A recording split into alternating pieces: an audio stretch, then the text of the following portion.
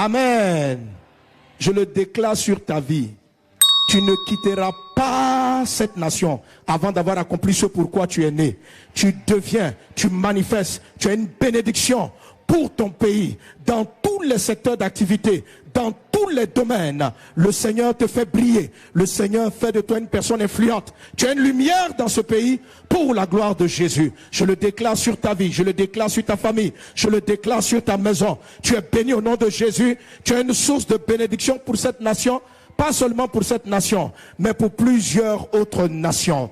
Alléluia.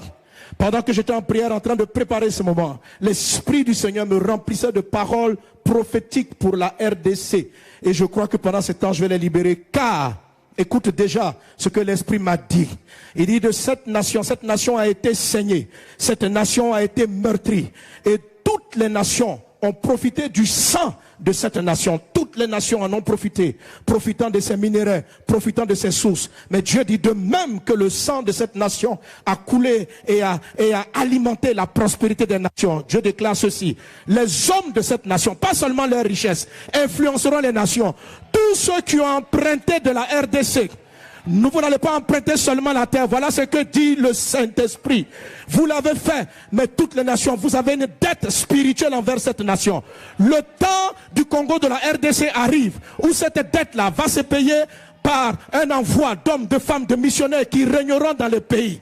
Si la richesse de cette nation vous a enrichi, les hommes de cette nation vous prêcheront Jésus, vous influenceront. Dieu a fait en sorte que, pensant l'exploiter, mais en l'exploitant, vous avez contracté une dette.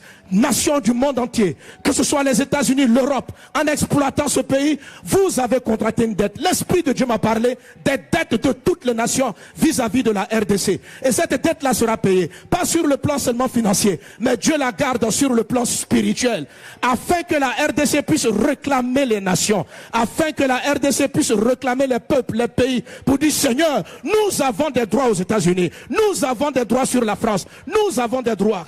Et le temps de ce moment-là est sur le point d'arriver.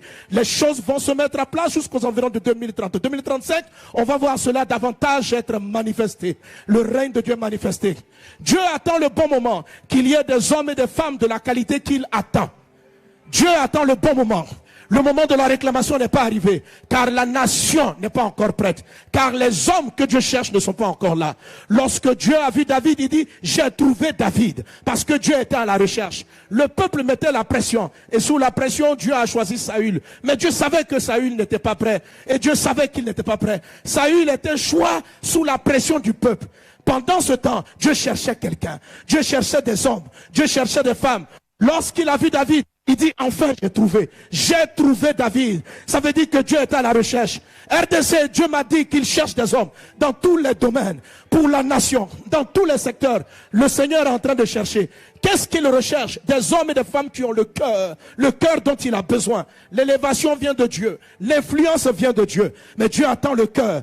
Dieu a vu le cœur de David, Dieu a vu son cœur et Dieu l'a sélectionné. Je déclare, je prie, que tu sois l'homme, que tu sois cette femme, que Dieu va dire, j'ai trouvé ce frère, j'ai trouvé ma fille, j'ai trouvé mon fils, et au travers de lui je bénirai toute la nation, toute la nation. Le temps est arrivé. Cette conférence et le thème qu'il a donné n'est pas seulement le thème de cette année. Cette conférence va modeler. Ça sera véritablement, après j'ai vu de la suite de la conférence, des milliers de personnes venir assister. Dans la matinée ou des choses, de différentes formes d'ateliers dans différents secteurs d'influence. Différents secteurs d'influence.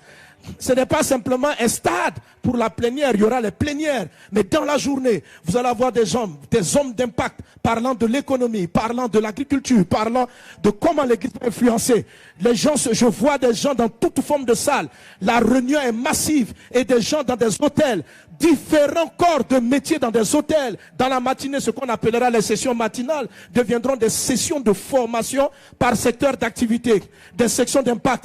Il viendra à travers les nations, des hommes ouins, et les hommes d'affaires seront ouins. Ceux qui travaillent dans le secteur de dédication recevront l'onction. Cette conférence va contribuer à bâtir ces hommes et ces femmes que Dieu recherche, de sorte qu'à la fin de cette décennie, la nation soit prête pour la réclamation spirituelle des autres nations.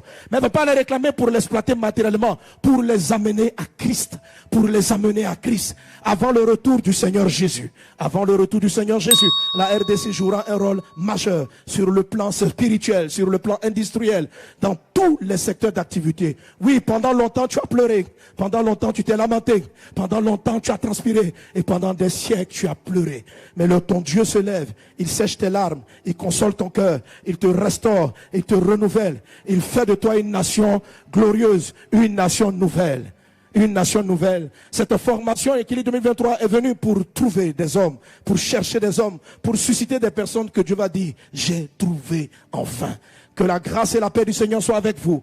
Que pendant toute cette conférence qui est donnée, que la puissance du Saint-Esprit, à chaque message, chaque orateur te transforme. Il faut savoir que tu viens là, peu importe ton niveau. Ne dis pas que tu n'es pas une personne influente. Tu es influente, peu importe ton niveau.